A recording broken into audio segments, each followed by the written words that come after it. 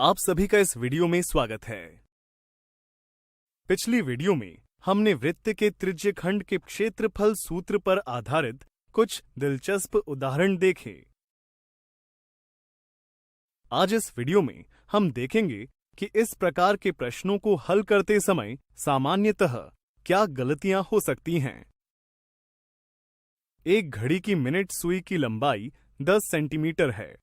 Minute सुई 4:20 से 4:40 तक आगे बढ़ती है। क्या अब आप मिनट सुई द्वारा तय किया हुआ क्षेत्रफल ज्ञात कर सकते हैं?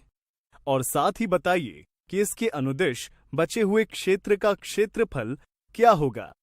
इसके लिए पाई का मान 3.14 का प्रयोग कीजिए। प्रश्न को हल करने के लिए वीडियो को रोकें और फिर अपने उत्तर का मिलान करें। आइए विकल्प 1 पर चर्चा करते हैं।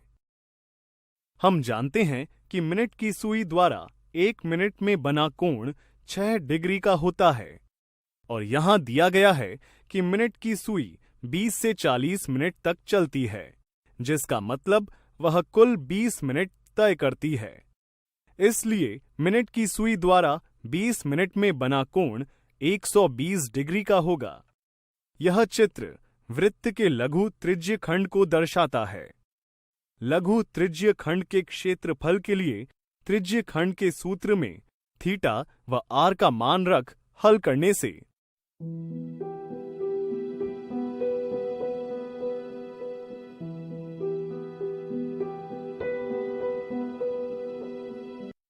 लघु त्रिज्यखंड का क्षेत्रफल 104.66 वर्ग सेंटीमीटर प्राप्त होता है।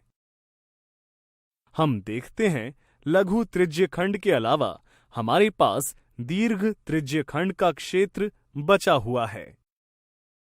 मान लेते हैं कि A दीर्घ त्रिज्यखंड का क्षेत्र है, जिसके क्षेत्रफल के लिए संपूर्ण वृत्त के क्षेत्रफल में से लघु त्रिज्यखंड के क्षेत्रफल को घटा देते हैं, जिसे हल करने पर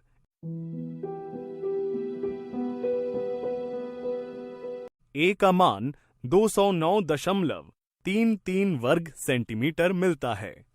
इसलिए हम कह सकते हैं कि दीर्घ त्रिज्यखंड का क्षेत्रफल 209.33 वर्ग सेंटीमीटर होगा। अतः विकल्प 1 सही उत्तर है।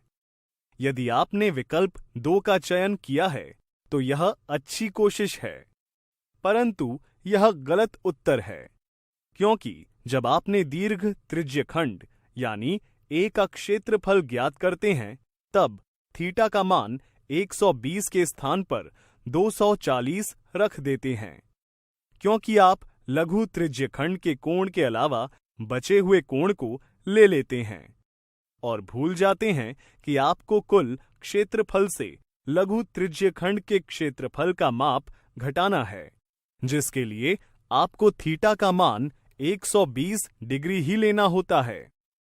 परंतु आपने ऐसा नहीं किया, जिसके कारण आपको A का मान 104.66 वर्ग सेंटीमीटर प्राप्त होता है, जो कि गलत है।